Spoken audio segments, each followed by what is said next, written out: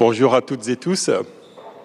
Donc moi c'est Bernardin Maoussi, nouveau vice-président à CFVU, donc élu tout dernièrement. Donc je prends la parole au nom du président de l'université qui n'a pas pu être là, donc il s'excuse donc de ne pas être là auprès de nous cet après-midi. Donc on va assister à la conférence donc de Christelle Lison et je vais la présenter d'abord. Donc, elle est enseignante-chercheur au département de pédagogie de la faculté d'éducation de l'Université de Sherbrooke au Canada.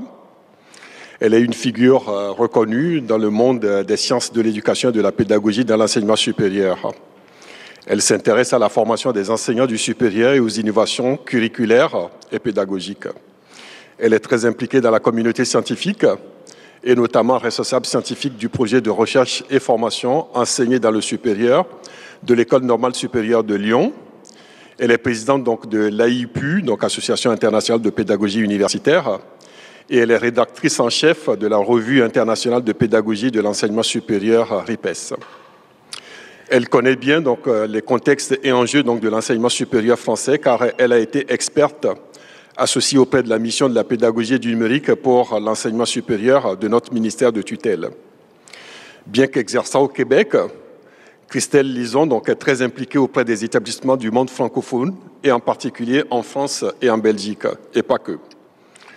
Elle accompagne plusieurs universités françaises dans la mise en œuvre de l'APC et nous avons prévu avec elle donc, 4 conférences dans notre université pour nous accompagner donc, dans ce processus d'amélioration donc, de notre offre de formation.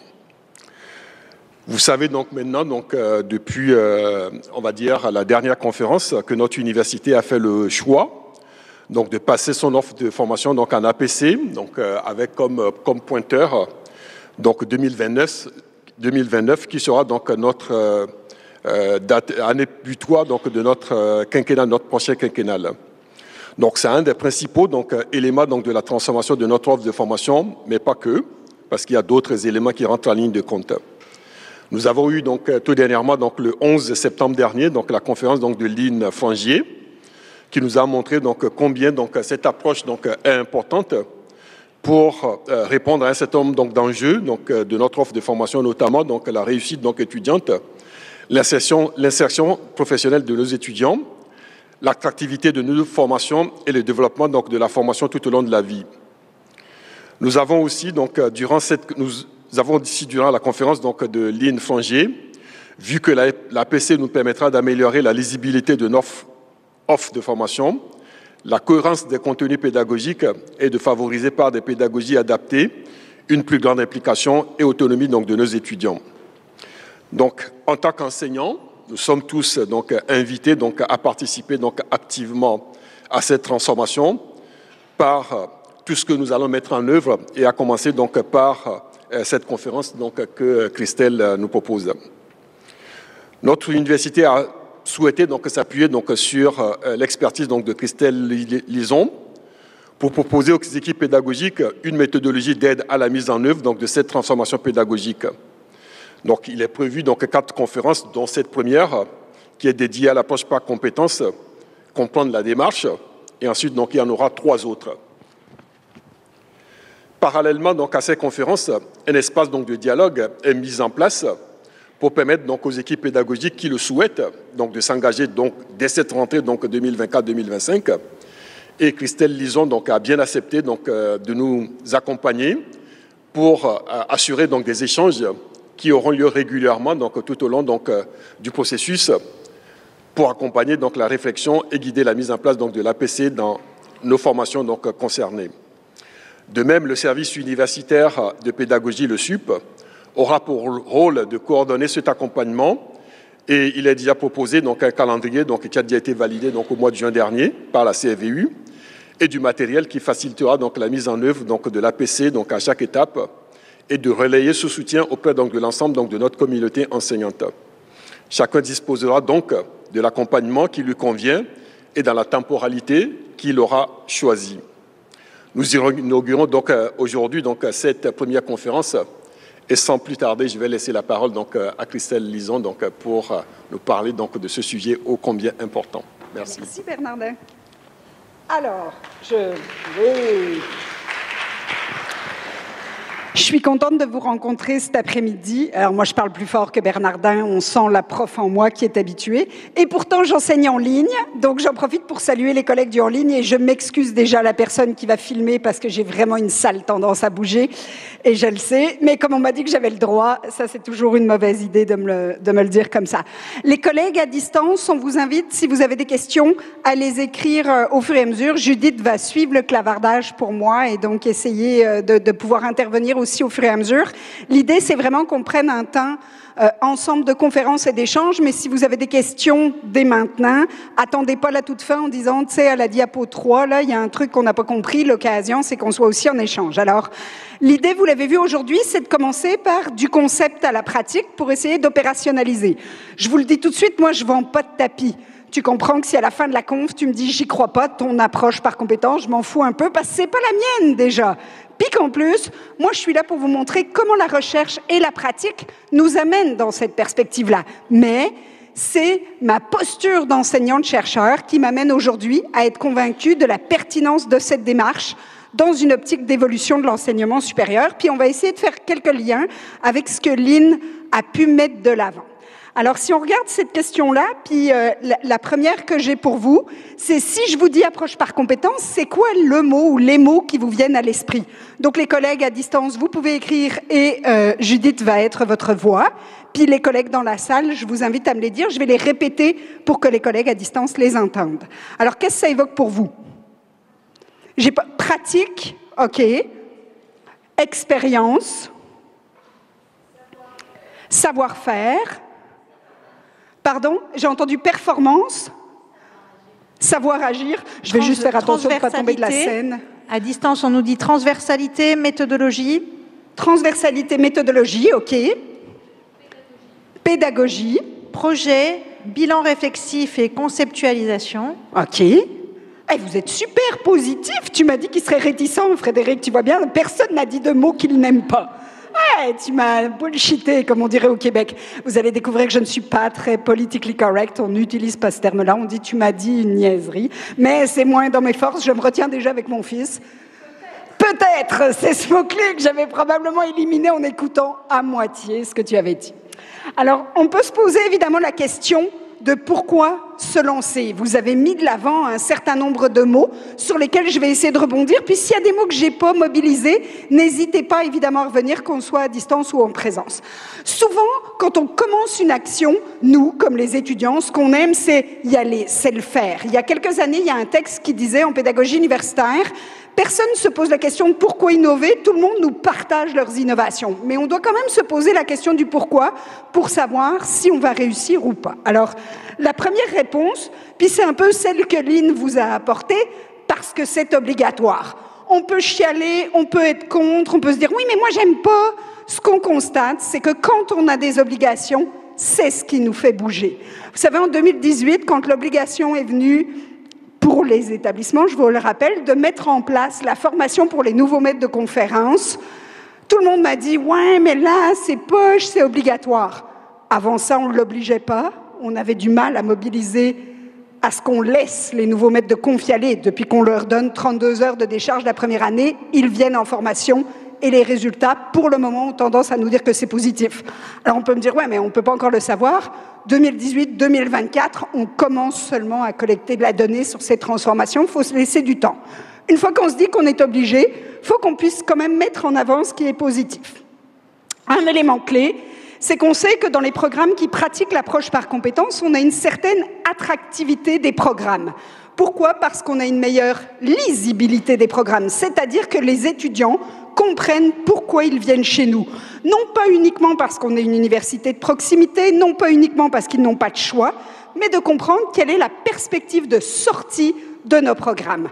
Alors vous, en France, vous ne vivez pas encore toujours nécessairement la difficulté d'être en confrontation avec les autres universités, mais dans certains milieux, eh bien, on est en compétition les uns contre les autres. Et donc, s'inscrire dans une licence en physique chez nous, comment est-ce qu'on attire l'étudiant chez nous plutôt que dans une autre université? Donc, l'attractivité, on sait que l'approche par compétence, c'est un des leviers qui nous aide à ce niveau-là.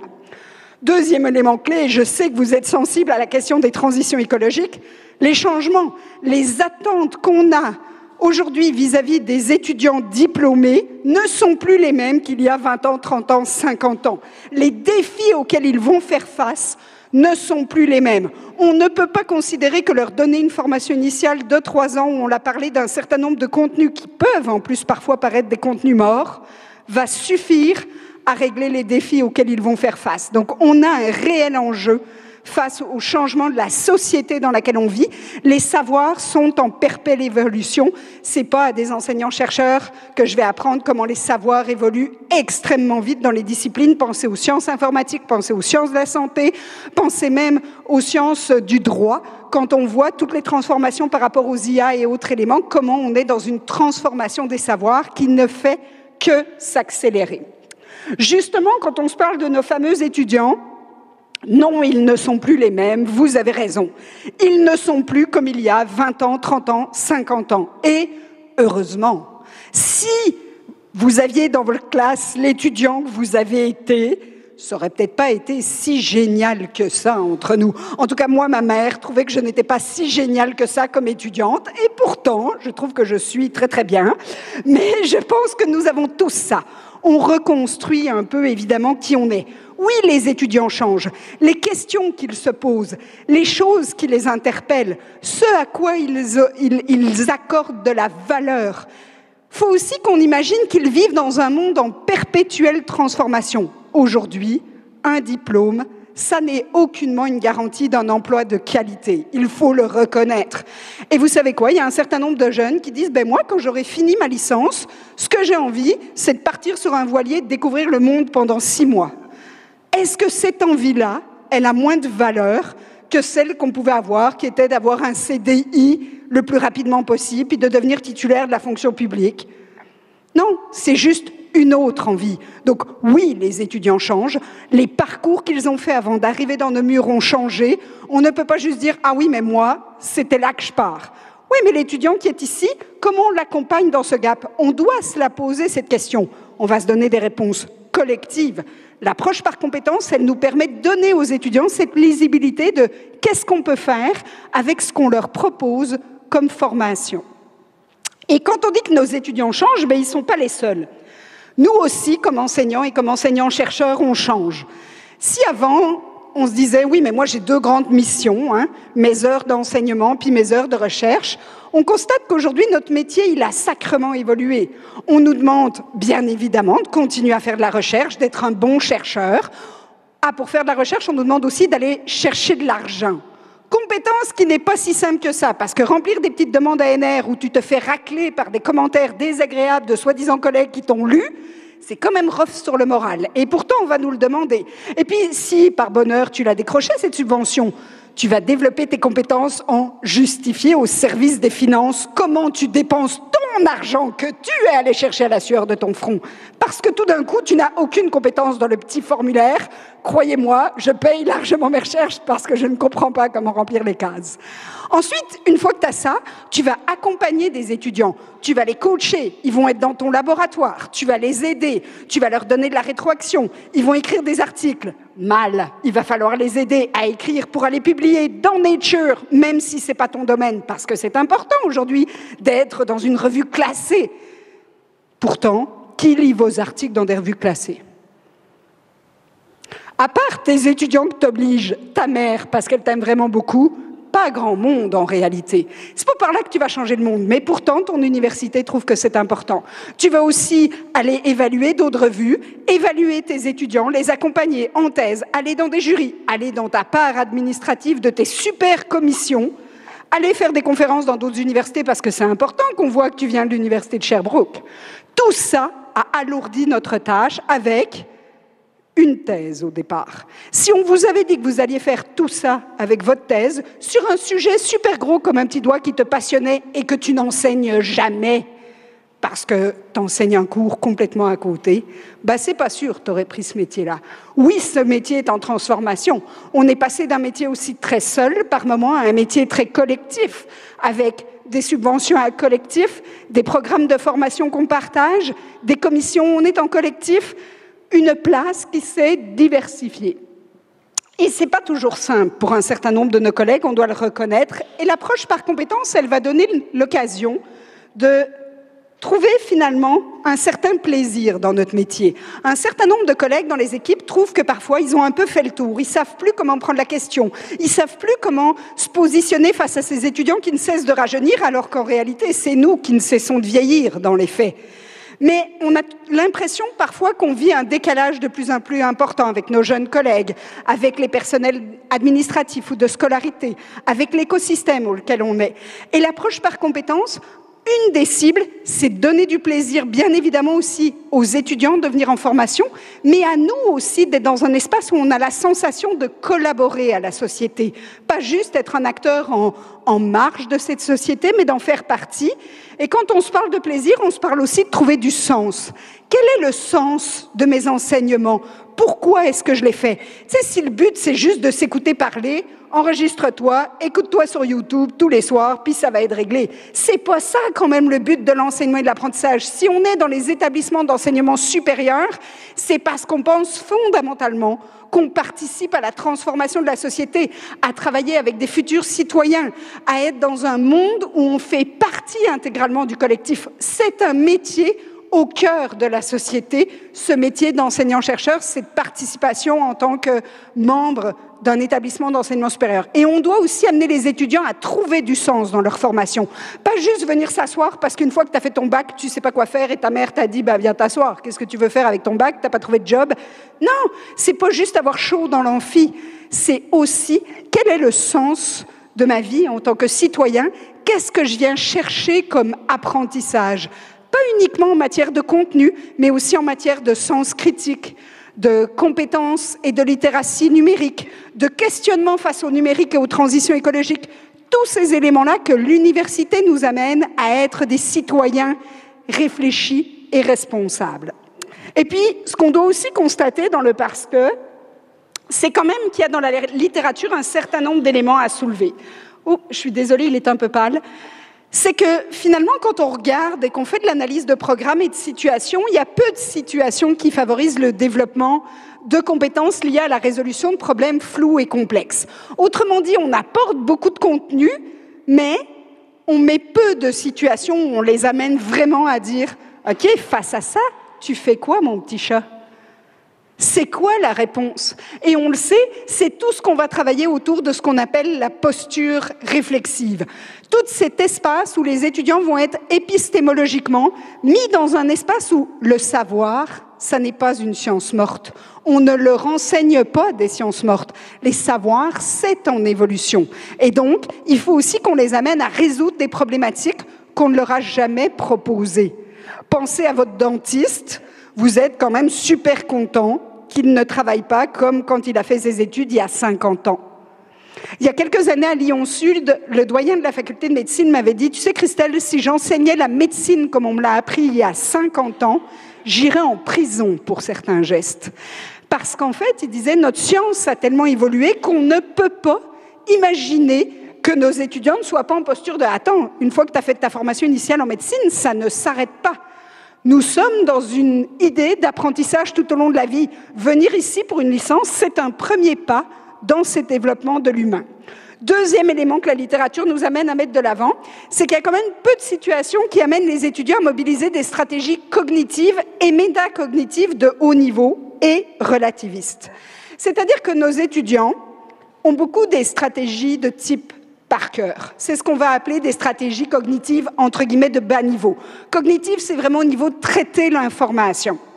Quand on leur parle de leur stratégie, ils vont dire « Ah ben, je lis, je relis, je surligne. » Stabilo a encore de super belles années devant lui. Tu sais, tu pourrais des fois entourer le mot que tu surlignes pas, puis ça suffirait. Je recopie, je récite. Puis tu te dis « Oui, mais attends, pour résoudre un problème complexe, c'est pas juste du par cœur. Il va falloir réfléchir, faire des choix de modèles, être capable de relativiser en fonction du contexte. Si Frédéric ou moi, on va toutes les deux à l'hôpital en même moment avec les mêmes symptômes, ça veut pas dire qu'on a la même maladie. Et si on a la même maladie, qu'on va avoir le même diagnostic. Parce que on a des antécédents médicaux qui vont être très différents. Donc, c'est relativiste, c'est toujours contexte dépendant. Et puis, le côté métacognitif, c'est comment j'apprends l'étudiant à réfléchir sur ce qu'il a fait? Vous savez, quand on se parle de l'échec en première année à l'université, l'une des causes de l'échec numéro 1, ce sont les stratégies d'apprentissage des étudiants. Autrement dit, ils ne savent pas comment apprendre. Et donc, ils reproduisent des stratégies qu'ils ont mises en place au niveau secondaire, qui ont marché, ou plus ou moins marché, des fois ou marché un peu entre les lignes, mais ils ont une grande difficulté à comprendre qu'est-ce que vous attendez d'eux, et donc à réfléchir aux causes de leur réussite ou de leurs échecs. Alors majoritairement, c'est facile. Pour une partie de la population, la cause de l'échec, c'est le prof. Il a quand même posé des questions de marde. Pour une autre partie, la cause de la réussite, c'est eux. J'ai été bon. Mais si tu creuses et que tu dis pourquoi tu as été bon, qu'est-ce qui fait que tu as réussi, certains ne savent pas. Et donc, ils fonctionnent un peu au hasard. Ils vont reproduire les stratégies de quelqu'un d'autre. Mais on constate qu'on leur apprend peu à faire ça. Et l'approche par compétence, c'est un des éléments de travailler sur les fameuses stratégies. Troisième élément clé, c'est que les apprentissages sont souvent peu significatifs et peu contextualisés. Autrement dit, on leur apprend des choses qui ne font pas beaucoup de sens. Moi, pendant longtemps, j'ai appris par cœur le théorème de Pythagore en n'ayant aucune idée d'à quoi ça peut bien servir dans la vraie vie. Eh bien, nos étudiants soulignent qu'en fait, ils apprennent plein de choses, mais ils n'ont aucune idée de comment les mobiliser, à quel moment. Quand on interviewe les employeurs, ils nous disent « Ah, mais ils savent des trucs ». Le problème, c'est qu'ils ne savent pas quoi mobiliser quand.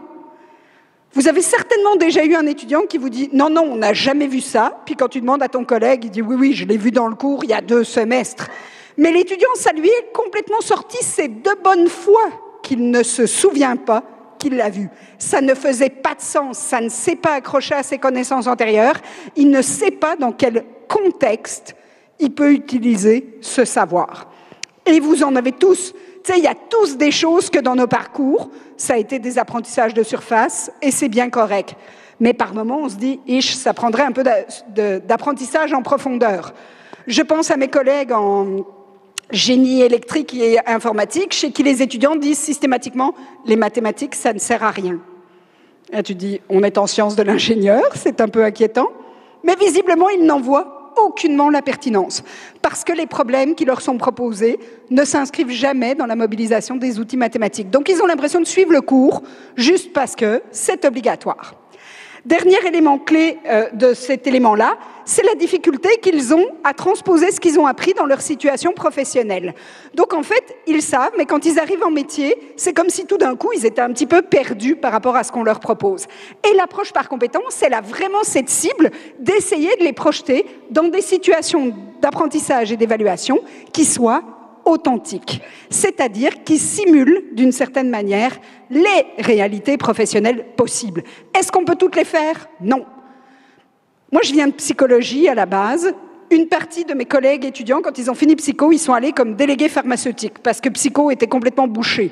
Non, nous ne leur avions pas appris ou on ne nous avait pas appris à être délégués pharmaceutiques. On n'a jamais la totalité des situations. Bien évidemment, vous avez des étudiants qui vont complètement aller dans un métier pour lequel vous ne les avez nullement préparés. L'idée, c'est pas de se dire « hey, il faut être absolument exhaustif », c'est de faire des choix comme programme, puis d'assumer de manière claire, attractive et lisible le choix des compétences qu'on va amener les étudiants à développer. On ne pourra jamais faire le tour complet d'une discipline. Alors, maintenant qu'on se dit « ok, on sait qu'on y va », la question, c'est, mais ça veut dire quoi y aller? C'est quoi finalement les compétences? Vous avez soulevé des mots tout à l'heure autour de cette notion-là que vous allez retrouver. La première que je veux que vous reteniez aujourd'hui, c'est que l'approche par compétence, c'est un moyen, c'est pas une fin. On ne pourra pas dire dans 5 ans, yeah, ça y est, on l'a. Ouais, mais t'as quoi? Je veux dire, c'est pas une loto, là. L'idée, c'est le moyen de favoriser des apprentissages de qualité, de proposer des formations de qualité. C'est un moyen. Est-ce que c'est le seul levier? Non. Mais c'est un levier important qui fait ses preuves quand on le regarde à la lumière aujourd'hui de la recherche.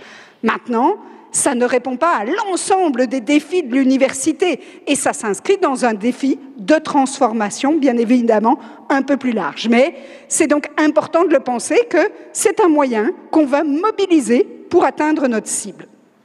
Et notre cible, c'est effectivement de développer des compétences chez les étudiants. Alors, il y a des mots que vous allez retrouver, comme savoir agir, qui a été mentionné tout à l'heure. Donc, j'ai choisi la définition de tardif, celle que nos collègues aussi dans les IUT utilisent avec le but. Et puis, c'est une de celles qui est le plus utilisée en francophonie. Cette idée de situation, donc savoir complexe, prenant appui sur la mobilisation et la combinaison efficace d'une variété de ressources internes et externes à l'intérieur d'une famille de situations. Nous allons tuer directement dans l'œuf le débat connaissance-compétence. Je ne peux pas être compétent sans avoir des connaissances. Ça n'existe pas. Les ressources internes, ce sont les connaissances de l'étudiant. C'est plus que ça. Ça peut évidemment toucher des notions de savoir-être, de savoir-faire, telles qu'ils ont été énoncées tout à l'heure. Donc, on est vraiment dans l'idée de « j'ai des ressources que je vais m'approprier » et les ressources externes, c'est notamment vous. Les cours, les UE, les livres, les formations, les blogs, les webinaires, les conférences, tout ce qu'on peut imaginer que l'étudiant va intérioriser, plus ou moins. Vous le savez comme moi, parfois tu donnes un cours complet, puis quand tu vois ce que l'étudiant a intériorisé, tu es un peu déçu de ta performance, mais ça leur appartient. Et vous le savez comme moi, quand vous allez sortir de cette conférence, vous allez avoir intériorisé des informations différentes. Parce qu'en fonction de vos besoins, de vos connaissances antérieures et de votre envie ou pas de m'écouter, ça va transformer la chose. Alors, ça se fait dans un cadre, une famille de situations. Je ne peux pas être compétent dans la vie, point. Je le suis forcément dans un domaine. Je pourrais être compétente en cuisine, et même encore à l'intérieur de ça, est-ce que je suis compétente au niveau de la pâtisserie? Est-ce que c'est plutôt au niveau de la transformation et l'intégration des légumes dans la cuisine? On va avoir des spécialisations dans ces familles de situations. Alors l'idée, c'est donc que la compétence, elle est bien un geste auquel on va préparer les étudiants. Et dans cette idée de geste, il y a donc des savoirs, des savoir-faire, des savoir-être, et il y a même, de mon point de vue, des savoirs-devenir. Puisqu'on veut s'inscrire dans un apprentissage tout au long de la vie, il faut qu'on comprenne qu'être compétent dans une discipline, dans un domaine, dans une situation, ça se travaille tout au long de la vie. Vous allez être de plus en plus compétent, et je vais essayer de vous montrer ces fameuses trajectoires de développement.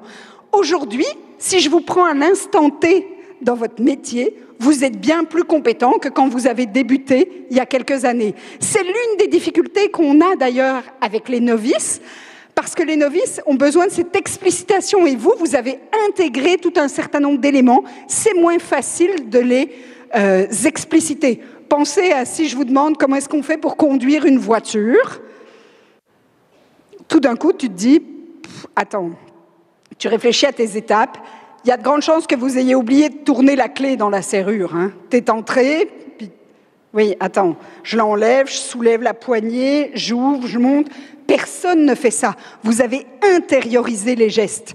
On va voir qu'une compétence, ça ne s'intériorise pas complètement, c'est-à-dire qu'elle mobilise quand même vos éléments cognitifs, mais elle a un certain nombre d'éléments clés. Alors, si on regarde, et c'est ce qui va nous aider aussi à définir nos compétences quand on va être dans nos programmes de formation, je suis repartie des idées tardives en disant, c'est quoi finalement les caractéristiques d'une compétence? Comment je sais si ce que j'écris, c'est une compétence ou c'en est pas une? Premier élément, elle a un caractère intégrateur. Donc, elle fait appel à une multitude de ressources de nature variée. Ça veut dire que je vais demander à l'étudiant non pas de lire un texte puis de répondre à un problème. Je suis dans quelque chose qui va l'obliger à mobiliser plus qu'une seule stratégie. Ce sont les fameuses SAE, notamment que nos collègues en IUT ont. Il faut que l'étudiant aille chercher dans plusieurs endroits, dans plusieurs morceaux, pour pouvoir répondre à la problématique. Deuxième élément clé, les ressources sont mobilisées en concomitance, non pas l'une derrière l'autre, un peu dans une logique de cumul. C'est un peu comme si vous imaginiez la formation comme un saucisson.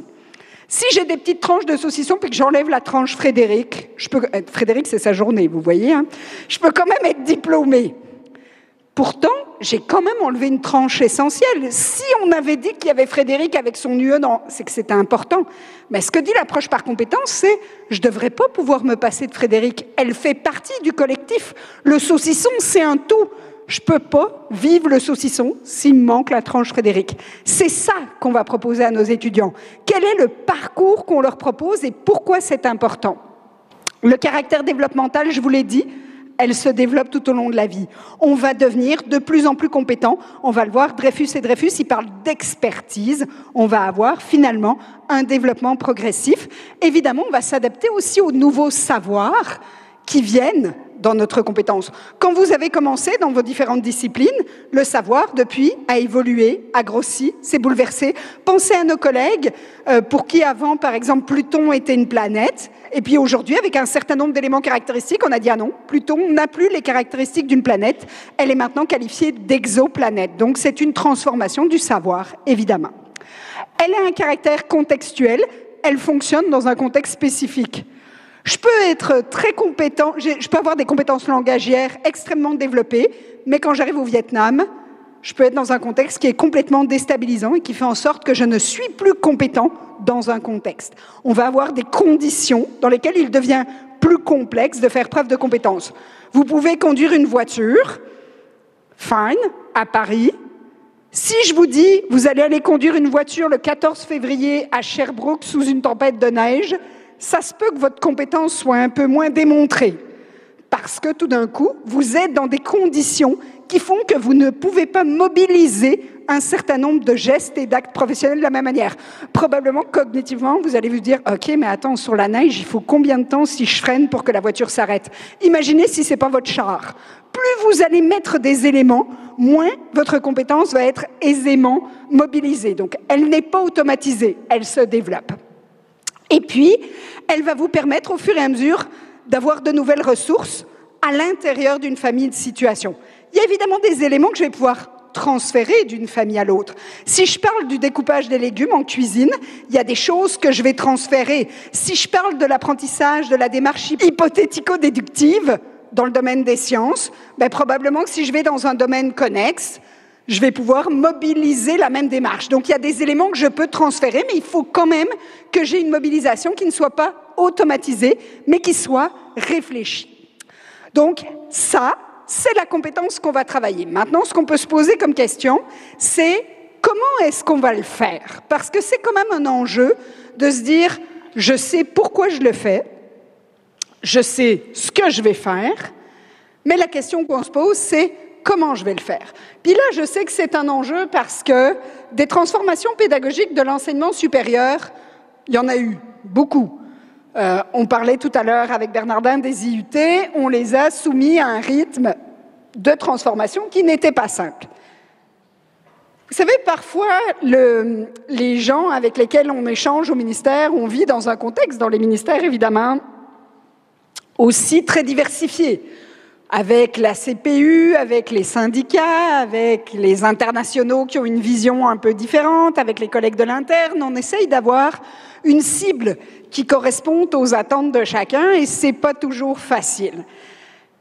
Je vous l'ai dit en début de conférence, moi je ne vends pas de tapis, il n'y a pas une démarche parfaite puis des démarches mauvaises. Par contre, ce qu'il faut, c'est à un moment donné choisir une démarche puis se demander comment on y va. Judith.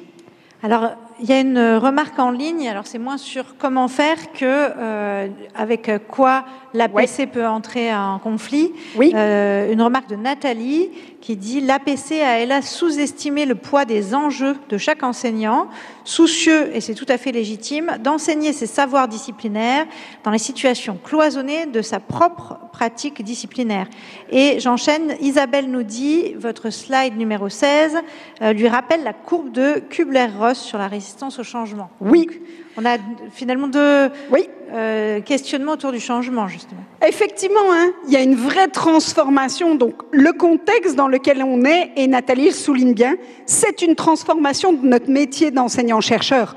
En effet, cette vision de l'enseignant qui va enseigner ce qu'il veut au nom, et là vous allez m'haïr pendant une fraction de seconde, mais d'une pseudo-liberté académique, parce que si on relit le texte original sur la liberté académique, c'est pas tout à fait enseigner ce que je veux, quand je veux, à qui je veux, comme je veux.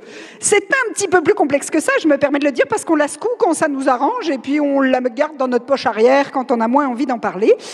Mais il y a effectivement une transformation que de dire, eh bien aujourd'hui, je ne peux plus penser l'enseignement d'un savoir isolé, dans mon cours sans me demander comment il s'inscrit dans une collectivité.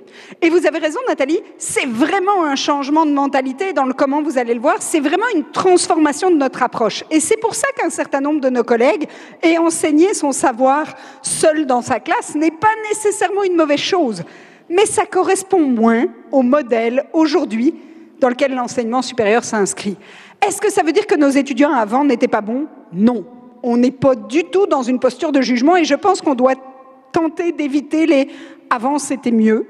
Il y a un collègue qui me faisait remarquer qu'on avait déjà trouvé au Moyen-Âge des fameuses phrases comme « avant c'était mieux ».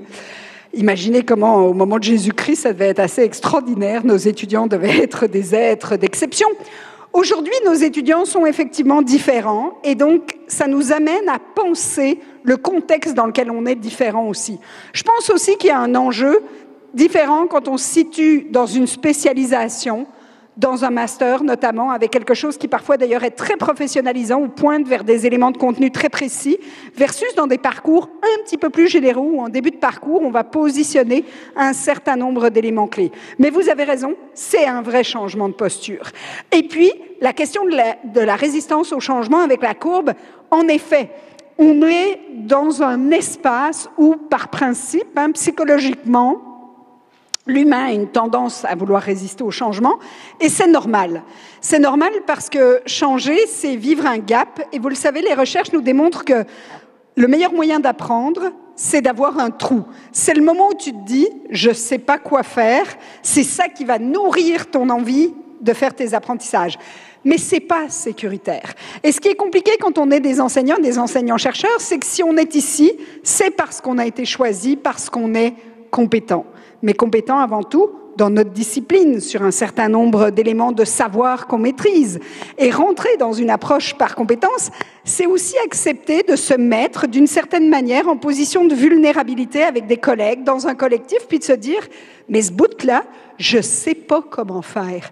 Moi, on ne m'a pas accompagné pour faire ça. » Et là, il y a un enjeu, et on en a parlé avec Frédéric, puis avec la gouvernance aussi de l'université. On ne peut pas juste dire « ah, faut changer, maintenant c'est votre problème ». Ça ne marche pas. Si on veut amener les gens à entrer dans une démarche de changement, diminuer les résistances, c'est de comprendre qu'il faut qu'on soit dans un climat sain, dans un espace temporel qui permette de faire un changement, qu'on ait les moyens financiers, humains, psychologiques, temporels, matériels, accompagnés de faire ce changement et qu'on prenne un temps pour l'évaluer. C'est-à-dire non pas se dire « ok, c'est fait, bye bye ». Non.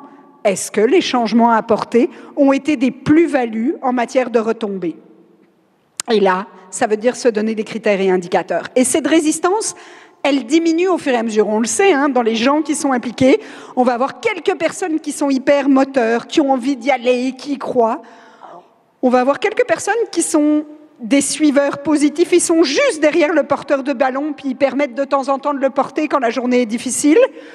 On a une poignée de vrais résistants. En vrai, quand on les regarde, ils ne sont pas nombreux, mais souvent ils crient fort. Et puis on a, je vais encore employer un mot que vous n'allez pas aimer, le ventre mou. Le ventre mou, c'est ses collègues un peu ni oui ni non. Et ils vont avoir tendance à aller vers ceux qui crient le plus fort. Et comme les résistants sont souvent bons pour crier, le ventre mou a parfois tendance à se dire « oh, il vaut mieux être de leur bord parce que s'ils me tombent dessus, ça va être moins le fun ». Donc c'est aussi aux porteurs de ballon à se faire entendre et à mettre de l'avant et à ne pas toujours être en posture de « on s'excuse, mais on va faire ça ». Non, on peut aussi dire « eh bien, c'est ça le chemin, voilà où on va, mais on va se donner les moyens d'y aller ensemble ». Là, c'est important dans un engagement collectif pour diminuer cette résistance. Est-ce qu'on va la diminuer au complet? Non. Et puis vous savez, les collègues en général les plus stressés dans la situation sont les collègues qui fonctionnent déjà très bien en enseignement. C'est pas eux l'enjeu, c'est pas eux qu'on essaye de convaincre, mais c'est souvent eux qui ont peur de faire le moins bien, c'est souvent eux qu'on va voir le plus présents en formation. C'est vraiment une démarche classique qu'on va voir apparaître. Alors, dans cette idée, évidemment, la première étape pour moi, c'est d'apprivoiser la démarche. Ça peut sembler niaiseux, mais c'est vraiment désacraliser la démarche. C'est quoi la démarche d'approche par compétence? Au début que j'ai commencé à porter l'accompagnement de certaines formations, on était en 2017. Puis me faire dire par des collègues « oui, mais vous êtes l'incarnation du patronat ». par l'approche par compétence. My God, faut vraiment mal me connaître pour savoir que je suis pas de ce bord-là. Je me disais, mais voyons donc, là, calme-toi les nerfs, pompon. D'abord, tout le monde, on veut que les étudiants aillent travailler. Je vous rappelle que c'est eux qui, en travaillant, vont payer nos retraites. J'espère qu'ils vont aller bosser. Ça, c'est important. Ensuite, apprivoiser la démarche, c'est se dire comment peut-on s'approprier un vocabulaire qui peut-être ne nous est pas familier initialement pour lui amener les couleurs de nos milieux. On peut ne pas toujours être en mode « non mais ça ne marchera pas, ce qu'on faisait c'était mieux avant ». Tu sais, à un moment donné, il faut qu'on soit d'accord, là, on a pogné notre mur, là, qu'est-ce qu'on fait? On ne peut pas juste continuer en se disant « oh my God, on a du mal à recruter, oh my God, on a du mal à diplômer ». On ne peut pas toujours mettre sur le dos des étudiants en se disant « ah ben si on avait des bons étudiants, on n'aurait pas de problème ». Mais toutes les formations vivent des difficultés, hein. Ça n'est pas une formation. Tout le monde a des enjeux différents. Deuxième élément dans cette logique d'apprivoiser la démarche, c'est de partir de ce qui existe. Il y a des choses super qui se font, que les collègues font. On ne part pas d'une feuille blanche, on part de ce que les collègues mettent en place. Qu'est-ce qu'ils font dans leurs espaces de formation? Qu'est-ce qu'ils font avec leurs étudiants? Quels sont les projets menés? On va partir de cet existant. On va l'amener dans la démarche par compétence, mais il se fait plein de choses. Mais pour ça, il faut être dans un climat sain où on accepte d'ouvrir d'une certaine manière ce qu'on fait. On accepte de partager avec les collègues, on accepte de montrer. Et troisième élément clé, c'est de se donner un plan de match. Si vous courez comme une poule pas de tête, ça ne marche pas. On ne peut pas tirer dans toutes les directions puis partir à droite à gauche. Il faut qu'on ait un plan de match. Qu'est-ce qu'on fait quand? Avec un diagramme de Gantt, avec des éléments, avec des milestones, où est-ce qu'on va? Ça ne marche jamais de ne pas avoir de plan de match. Tu sais, il y a des romanciers qui disent « ah, moi je commence à écrire un livre puis je ne sais pas où ça va ». Ben, en général, ça ne va pas loin ou ça va nulle part. Les vrais qui arrivent vraiment à se laisser porter puis à trouver une fin à la fin, là, sont pas nombreux. Les grands que je connais, écrivains ou collègues avec qui je partage, me disent toujours « faut que tu aies un fil ». Ben, c'est la même chose avec l'approche par compétence. On a une date butoir, on va donc se donner les moyens d'atteindre de manière saine la date qu'on s'est fixée. Deuxième élément clé, c'est de la comprendre, cette démarche. Une fois qu'on se dit « ok, ça c'est la démarche d'approche par compétence, où est-ce qu'on va ?» La première grosse en haut, c'est l'approche programme. C'est se rappeler qu'on fonctionne dans un collectif. Et donc, si on fonctionne dans un collectif, c'est quoi nos valeurs communes? C'est quoi notre vision du diplômé? C'est qui notre profil de sortie? Puis là, vous vous dites, ben, c'est évident. Moi qui accompagne beaucoup d'équipes et donc où on va creuser ces éléments-là, c'est rarement évident. On réalise qu'on n'a pas tous la même vision du diplômé. Un jour, on a fait un exercice avec une équipe où quand on est arrivé à la fin, il y a un des collègues qui a dit « je ne sais pas vous, mais ça, ce n'est pas notre diplômé. C'est notre diplômé à plus 5 ans. » Vous êtes d'accord avec moi? Puis là, les collègues étaient il a dit ben, si on veut faire ça, soit il faut qu'on rehausse complètement ce qu'on leur propose en formation, soit il faut qu'on soit plus réaliste dans nos attentes. Mais ça, c'est un mensonge. Et c'est vrai qu'on a besoin collectivement de s'entendre sur qu'est-ce qu'on attend. C'est en partant de là-haut qu'on se dit c'est quoi nos postulats à nous? Est-ce que c'est important pour nous d'avoir des étudiants engagés? Est-ce qu'on accorde de l'importance à la flexibilisation? Est-ce qu'on veut avoir des parcours individualisés? Est-ce que les langues, c'est un enjeu dans nos parcours de formation? Il faut qu'on ait des cibles sur lesquelles on s'entende. Et puis, on va entrer dans la démarche. Et là, on va avoir une démarche macro, hein, la maquette de formation à la toute fin. Mais quand j'ai ça, j'ai pas encore ce que je fais en classe. Donc, il faut qu'on ait une démarche micro. J'ai mon design de formation, puis j'ai mon design pédagogique. Parce que je peux bien dire à mon vacataire, voilà les cibles. Mais après, qu'est-ce qu'il fait avec ça? C'est ce dont se plaignent parfois nos jeunes collègues quand ils arrivent. On leur a donné, voilà, c'est ça qu'il faut faire. Puis ils disent, mais en fait, je n'ai aucune idée de comment je m'y prendre. Vous seriez étonnés du nombre de jeunes collègues qui vont en fait à la scolarité pour savoir comment ils doivent enseigner. Ou pire, comment ils doivent évaluer les apprentissages. Je donne beaucoup de formations sur l'évaluation, puis je demande toujours au Néo-MCF comment vous avez fait pour découvrir comment vous alliez évaluer les étudiants. 90% du temps, ils me disent je suis allé au secrétariat, puis on m'a dit « je peux faire vos copies d'examen ». Donc, ils en ont déduit qu'il fallait faire un examen. Puis là, quand je leur dis, c'est écrit où, ça, la règle? Ah, ben, je sais pas.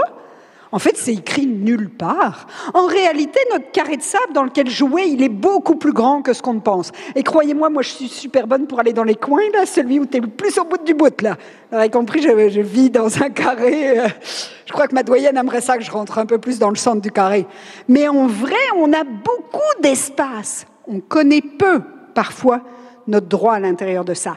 Et avec l'approche par compétence, on va définir ensemble, à l'intérieur du carré qu'on a, qu'est-ce qui est important pour nous comme programme? Comment les SAE, qu'est-ce qu'on veut mobiliser chez les étudiants? Est-ce qu'il y a des compétences qui nous semblent essentielles? Je pense à une équipe que j'ai accompagnée à Nouméa en droit sur une des compétences qu'il y avait, c'était assurer une veille juridique. Et les enseignants m'ont dit, mais en fait, personne ne le met en place dans son cours. Pourtant, on pense que c'est essentiel. Moi, je ne porte pas de jugement. Je leur dis, après, on a deux options. On l'élimine de la liste ou on propose des activités pédagogiques qui permettent d'atteindre la dite compétence. C'est le choix qu'on a fait. Mais le choix, il est dans un carré d'un certain nombre d'heures de formation. Et puis là, évidemment, vous imaginez, les collègues ont commencé à dire, oui, mais quel cours on va enlever? Je vous donne dans le mille le premier qui voulait enlever, éducation physique et sportive. Ça ne sert à rien quand tu fais du droit. Oui, effectivement. Mais respirer non plus, alors. Tu sais, si tu commences à enlever tout ce que tu juges pas pertinent, on perd de vue un peu des choses, là. Tu sais, je pense que parfois, il faut aussi comprendre qu'on est dans un étudiant complet, pas juste un spécialiste d'une discipline à intenter. On est dans un étudiant en développement. Donc, on va y revenir sur les différents morceaux et vous verrez que les différentes compétences vont nous permettre d'entrer dans la boîte.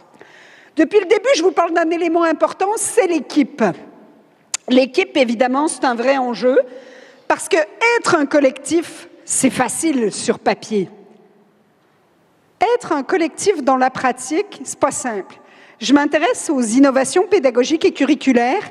La première cause de l'échec des projets d'innovation de grande ampleur, c'est les gens. Et particulièrement nos collègues enseignants-chercheurs. C'est très compliqué de les faire travailler en collectif, de nous faire travailler en collectif. Comme je disais à Frédéric ce matin, on est comme un troupeau de chats. On est tous d'accord de suivre les autres, si on est le premier, qu'on décide où on va et que tout le monde nous suit. Ça, c'est oui. Mais on est tous comme ça. C'est pas simple d'être une équipe. Et donc, dans une équipe, il y a une série de gens. Alors, je vous laisse choisir qui vous êtes. Mais tous ces gens tout seuls ne formeront jamais les Avengers. Pour les devenir, il va falloir faire un travail. C'est pas juste de dire « Parfait, je suis Iron Man ». Ouais, mais tu participes en quoi à l'équipe? C'est quoi tes forces? C'est quoi tes questionnements? Qu'est-ce que tu vas mettre au service de ce collectif? Et là, tout d'un coup, on ouvre une porte. La porte d'être dans un espace où je peux exprimer c'est quoi mes forces. On a des collègues qui ont des forces particulières, d'autres qui en ont d'autres. On est vraiment comme les étudiants quand ils s'inscrivent dans une démarche de projet. Évidemment, pour devenir les Avengers, dans nos établissements, on a aussi la chance d'être accompagnés d'un certain nombre de personnels. Des personnels de scolarité, des personnels de bibliothèque, des personnels comme au SUP, des personnels des différents services. Ces gens-là participent dans le même exercice à l'approche par compétence. Et en fait, parfois, on les oublie. On se dit, ouais, mais la fille de la scolarité, c'est pas grave, on lui expliquera après. Sauf que la fille de la scolarité, c'est elle qui est en première ligne quand l'étudiant, ça marche pas. Il va cogner, puis il dit, hey, ça marche pas. Donc, il faut pas oublier qu'une démarche, c'est un écosystème dans un établissement. Les systèmes d'information, les systèmes des bibliothèques, les systèmes de scolarité, les collègues du SUP qui vont faire l'accompagnement. C'est pas juste des enseignants-chercheurs et des étudiants. On forme un tout au sein de cet espace. Et ça, c'est un point important. Vous n'êtes pas non plus les seuls porteurs de la démarche. Nous sommes collectivement impliqués dans cette démarche. La gouvernance, les systèmes, le ministère, on fait partie d'un tout dans la qualité de l'enseignement supérieur. Évidemment, le tout, ça ne veut pas dire que vous n'avez pas à vous impliquer. On est forcément dans un espace où vous êtes les spécialistes de votre discipline, vous êtes les spécialistes de votre formation, vous êtes les spécialistes de votre milieu. Je peux vous accompagner du mieux que je peux. J'accompagne des formations dans toutes les disciplines. Je ne viendrai jamais, néanmoins, de sciences religieuses, de génie électrique informatique, de radiologie. Je ne serai jamais spécialiste de ça. Je suis là en accompagnement, mais j'ai besoin que les collègues s'impliquent. C'est eux qui sont les détenteurs d'un certain nombre d'éléments. C'est eux qui peuvent me dire, mais c'est quoi les compétences fondamentales dans notre formation qu'il va falloir aller développer? Je peux bien vous donner une liste de compétences génériques, vous n'en ferez pas grand-chose, parce qu'une compétence, vous l'avez vu tout à l'heure dans la définition, s'inscrit dans des contextes spécifiques. Donc ça, ni Frédéric, ni moi ne pouvons être détentrices de ça. Ça implique forcément que nos collègues soient impliqués dans la démarche, parce qu'ils vont être avec nous co-responsables de cette démarche. Ça ne nous dédouane pas, mais on a besoin évidemment de comprendre, parce que c'est vous qui savez quels sont les éléments savoir, savoir-être, savoir-faire, savoir-devenir, pour mobiliser des savoirs-agir complexes. Vous pourriez me dire, ça, pour nous, c'est une compétence à la lumière de la définition des compétences, alors que moi, dans mon domaine, on dirait, ben, c'en est pas une. Ça va descendre à un autre niveau, comme un acquis d'apprentissage. Évidemment, ça implique, quand on est en équipe, on s'implique de re-questionner notre vision du diplômé. Je vous en ai touché un mot tout à l'heure, mais c'est vraiment un élément important. Pensez au contexte. Les étudiants ont changé, le milieu a changé, les savoirs ont évolué, les espaces où ils vont poursuivre, que ce soit dans un master, que ce soit dans le monde professionnel, ont évolué. On doit donc questionner cette vision. Puis vous pouvez me dire, ouais, mais les étudiants, avant, il y avait plus de connaissances. C'est tout à fait possible, je ne remets pas ça en question. Je vais vous donner un exemple concret. Il y a quelques années, je discutais avec une MCF qui me dit, ma moyenne ne cesse de baisser. Elle donne un cours en chimie, première année. Elle donne le même cours depuis 14 ans, le même jour, à la même heure. 14 années. Et elle me dit, ma moyenne baisse, sans arrêt. Elle dit, la première année où je suis arrivée à l'université, ils avaient 13, maintenant ma moyenne, c'est 6. Ouais, quand même, ça fait une sacrée perte de points. Et donc, on discute, elle et moi, sur c'est quoi les causes possibles, comment on fait. Et tout d'un coup, dans ma naïveté, parce que c'est le grand avantage de ne pas venir de leur discipline, je lui dis, mais est-ce que le bac a vraiment changé dans votre discipline? Et elle me regarde, genre, voilà une suggestion à laquelle je n'avais pas pensé. Et elle me dit, je ne sais pas. La chose passe, le fait est qu'on est dans des journées de la pédagogie, donc on fait 3 jours, je la revois le lendemain. Et elle arrive le matin, je bois un café, elle dit, vous n'allez pas le croire, j'ai regardé, ils ont changé le programme, personne ne m'a rien dit. Et je vous avoue que j'ai eu envie de faire ça, mais comme je n'avais bu qu'un café encore, je me suis dit, ah, je comprends. Mais en moi-même, je me disais, qui tu veux qu'ils te le dise, ma chouette? Tu crois-tu que quelqu'un va t'appeler puis faire comme « Hey, by the way, tu sais quoi, on a changé le programme ».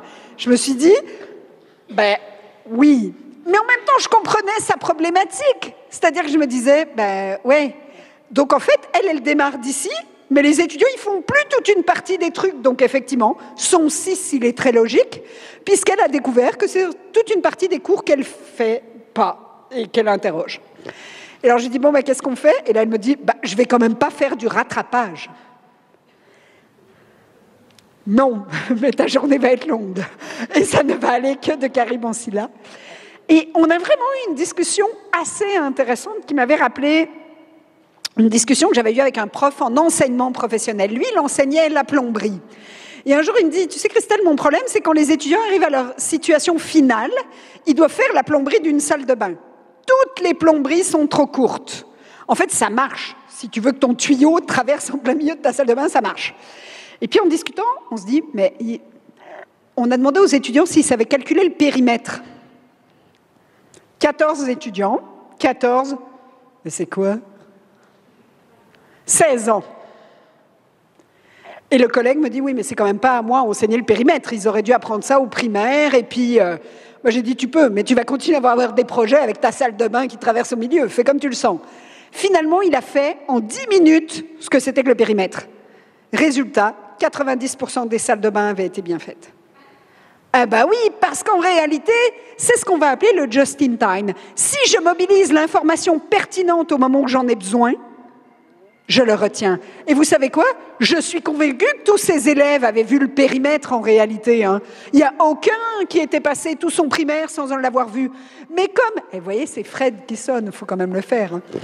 Et comme ils ne l'avaient jamais plus mobilisé, le savoir était complètement disparu. Alors on peut tenir sur nos positions et dire « on ne changera pas, ils devraient le maîtriser ». Parfait. Mettons des cours qui réactivent leurs connaissances antérieures ou favorisons un dispositif de réussite qui leur permette quelque chose. Mais il va falloir que quelqu'un le bouche le trou. Il n'y aura pas de magie un matin où tout d'un coup ils se seront dit oh, « le périmètre vient de m'éclairer ». Personne, ni dans son cours en chimie, ni ailleurs. Ça ne fonctionne pas comme ça. Donc, il faut qu'on se pose la question comme collectif, où est-ce qu'on la met notre barrière? Où est-ce qu'on la met notre barre? Oui.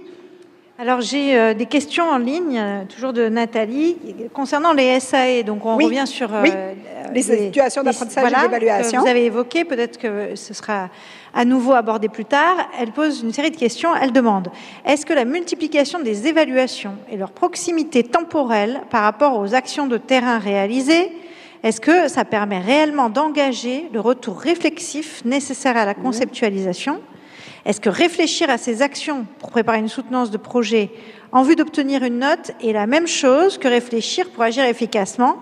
Et du coup, la note reflète-t-elle vraiment des compétences? Est-ce que j'ai 2 heures? OK. En vrai, la multiplication des évaluations, ça n'est pas la bonne stratégie.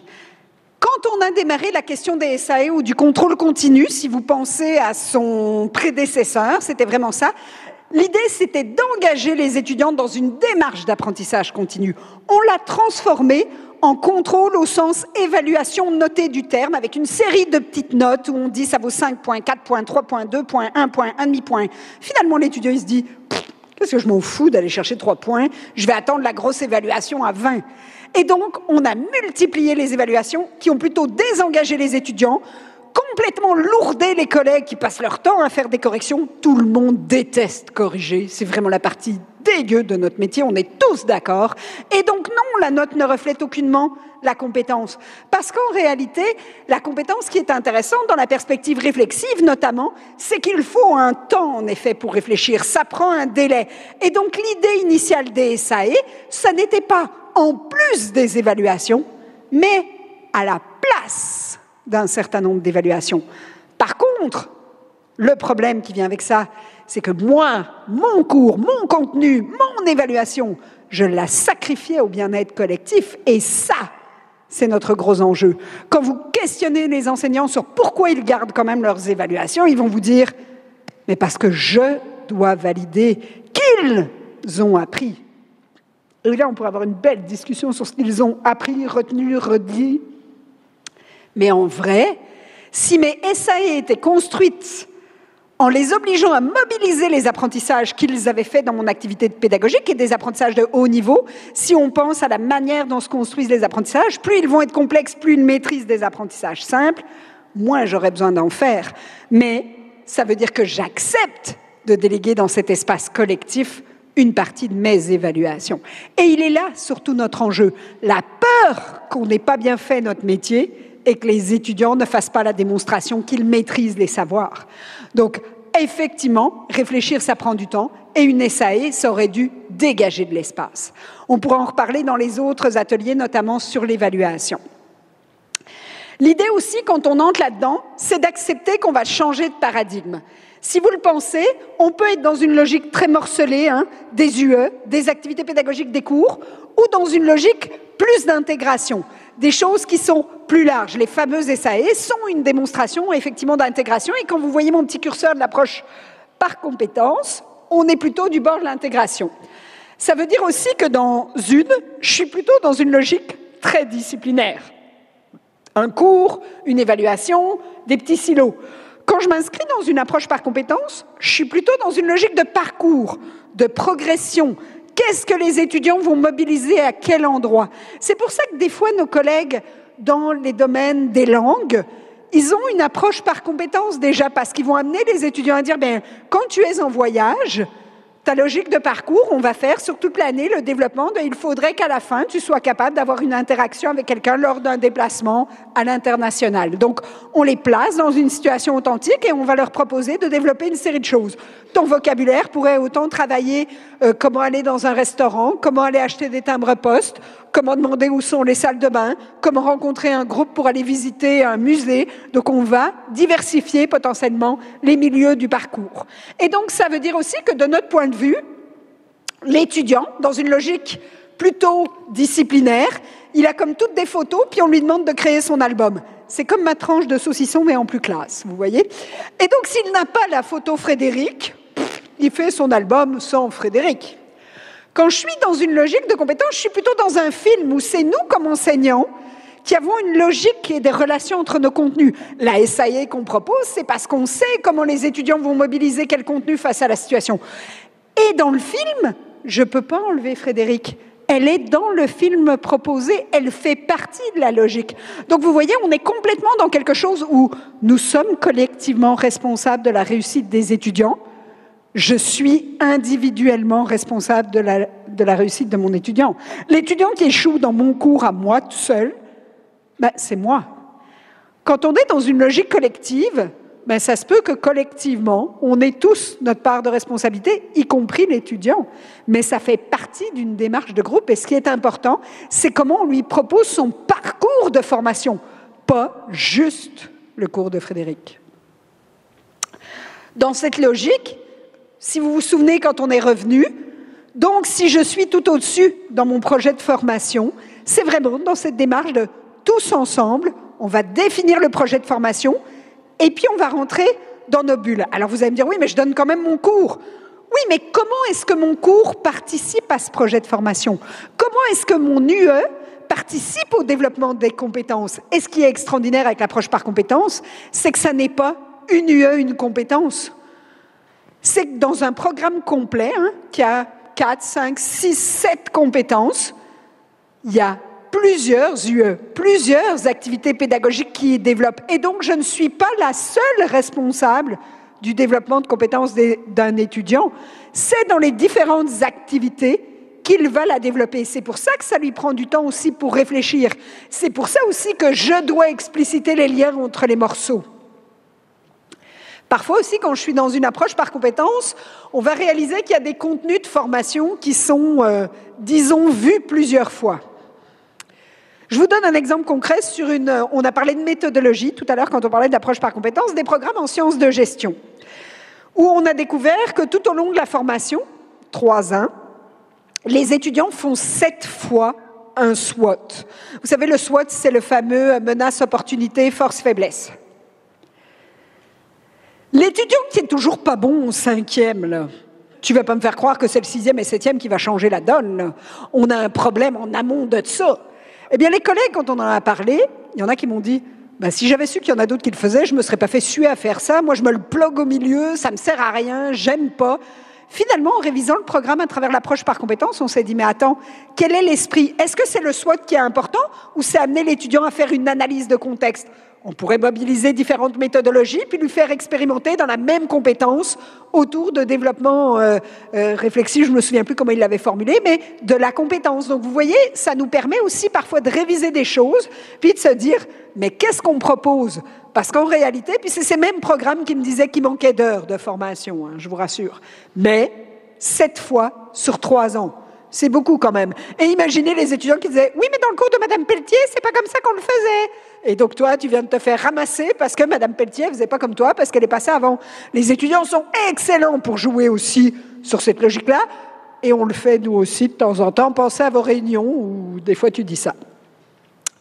Une fois que je comprends la démarche, je vais vraiment rentrer pour penser en compétences. Vous le voyez, il y a un chemin avant d'arriver là. Et penser en compétences, alors celle-ci est issue des travaux justement du Lab 7 de François et Marianne, c'est de mettre des mots. Qu'est-ce que ça veut dire une compétence? Pour moi, c'est souvent aussi important qu'on s'entende sur le mot.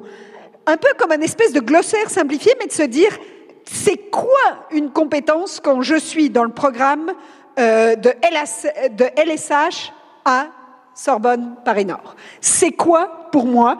Pour que quand on discute, on ne dise pas « Ah, mais toi, tu dis ça, mais pour moi, ça, c'est un acquis d'apprentissage, ou bien pour moi, c'est ça ». C'est quoi le niveau de chacun? Alors, s'entendre sur dire « Bon, ben, c'est quoi les mots-clés » Vous voyez, on a parlé de SAE depuis plusieurs fois. Ce sont les fameuses mises en situation qui amènent les étudiants à proposer un contexte dit professionnalisant. Vous le voyez, les ressources qui nous amènent des choses, les apprentissages critiques, c'est souvent ce qu'on va avoir dans la formulation des objectifs très précis. En fait, c'est ce qui va nous permettre d'évaluer la compétence. Nathalie soulevait la question de l'évaluation. Les contextes, qui sont les familles de situations, les composantes essentielles, qui sont en réalité les qualités. Et vous allez voir, je vais vous montrer quelques exemples de transformation de ces éléments-là. Une fois qu'on se met d'accord là-dessus, on va pouvoir entrer, vous aurez accès au PowerPoint, ne vous inquiétez pas, c'est celui de logopédie en Belgique. Donc eux, ils ont défini 5 domaines initialement. Oui, dis-moi Judith. Alors désolée, c'est pour revenir juste sur ce que vous disiez avant, sur la manière dont on évite de refaire 7 fois la même chose ou d'évaluer, de faire plein d'évaluations. Isabelle demande que vous confirmiez que il s'agit donc bien d'organiser, par exemple, des enseignements en format projet, de les combiner pour mettre en place des formes d'évaluation communes et pratiques, ce qui nécessiterait davantage d'organisation. Effectivement, c'est l'une des stratégies. Le projet, c'est l'une des stratégies où on va pouvoir voir apparaître les compétences développées par les étudiants. C'est pas la seule stratégie pédagogique et on en reparlera dans la conférence numéro 3 sur les stratégies d'enseignement et d'apprentissage, mais effectivement, c'en est une et ça demande en effet un temps de concertation, tout comme les SAE chez nos collègues des IUT ou d'autres stratégies. Des fois, c'est de la concertation avec un seul collègue, des fois, c'est en groupe. Tout à fait, ça pourrait être ce type-là. Donc, vous le voyez, eux, ils ont 5 domaines, prévention, évaluation, traitement, relations professionnelles. Ils ont défini leurs compétences, qui commencent par un verbe, vous le voyez, assumer la responsabilité, blablabla, évaluer un patient au niveau logopédique, traiter un patient, établir une relation professionnelle, développer l'expertise requise. Ils ont les composantes qui sont toujours formulées en transmettant, en dépistant, en l'abordant. Ça doit bien être le seul endroit où on utilise encore le gérondif de cette manière-là. Et puis, ils ont des situations professionnelles qu'ils ont définies. Il a fallu faire un choix, évidemment, dans les situations professionnelles. On ne peut pas toutes les aborder. Les contextes spécifiques, ils ont fait des choix en équipe. Ça a été des éléments importants. Donc, ils ont mis des situations professionnelles. Ces idées-là, c'est que leur situation, c'est les contextes qu'ils vont pouvoir évaluer à travers différentes activités proposées. Donc, vous le voyez, ils l'ont décomposé. Une fois qu'ils avaient le gros morceau, ils se sont dit, mais comment on emmène les étudiants? Et c'est la fameuse trajectoire dont je vous parlais de Dreyfus et Dreyfus tout à l'heure, de la personne novice jusqu'à la personne experte. On ne devient pas expert en faisant une licence à l'université. On va tous s'entendre là-dessus. Quand on le regarde dans la plupart des programmes de formation, on va aller du niveau novice au niveau compétent, et même à l'intérieur de compétent, on va l'avoir à différents niveaux. Je vous ai parlé de logopédie. En fait, si vous regardez logopédie dans leur trajectoire, ils ont novice, 2e année de licence, intermédiaire, 3e année de licence, et leur niveau compétent apparaît à la fin du Master 2. Ils ont les mêmes 5 compétences pour leurs 5 années de formation. Ils ont choisi de le définir en disant, puisque les étudiants ne peuvent pas s'arrêter après la licence, dans le sens où ils ne pourront pas exercer la profession de logopède, eh bien, on va penser à un programme qui directement va de la licence au M2. Puis là, vous allez me dire, oui, mais il doit bien y avoir des étudiants qui quittent en chemin. Oui, mais voilà ce qu'ils ont donc défini, qu'ils ont atteint comme niveau de compétence. Leur idée, c'est de dire, voici notre trajectoire de développement, et vous le voyez, elles ne sont pas 1, 2, 3. Il y a des programmes de formation qui me disent, nous, on va faire 1, 2, 3. Première année, niveau novice. 2e année, niveau intermédiaire. 3e année, niveau compétent. Ce n'est pas un enjeu. L'important, c'est que ça vous parle à vous dans votre développement, que ça fasse du sens dans votre développement de programme. Et puis, on voit certains programmes qui disent, moi, je ne suis pas sûre qu'on a, au niveau novice, on va travailler cette compétence-là.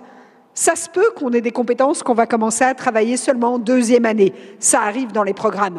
Évidemment, vous ne pourriez pas me dire on va en travailler aucune les 2 premières années et tout faire la 3e année. Ça, ce n'est pas une approche par compétence. C'est du maquillage, ça, de me dire qu'à la fin, on va y arriver alors qu'on ne les a jamais traversés. Pour y arriver, on a forcément défini une trajectoire de développement. Maintenant, pour arriver à ça, là, ça a l'air beau, hein, on arrive à la fin, mais vous vous en doutez, ça vient quand même avec une mise en place d'une démarche. Tout à l'heure, je vous ai parlé d'implication, c'est là que ça commence, évidemment.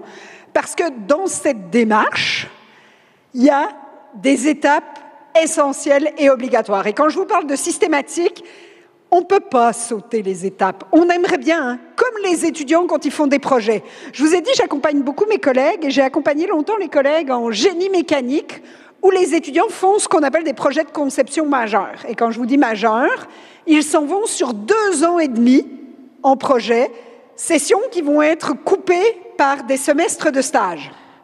Donc vous imaginez, les étudiants sont ensemble, sont pas là puisqu'ils sont en stage, sont ensemble, sont pas là, imaginez. Nous, on roule sur 3 sessions par année. Donc 2 ans et demi, ça fait 8 sessions au total sur lesquelles ils vont être inscrits dans un projet de conception majeur.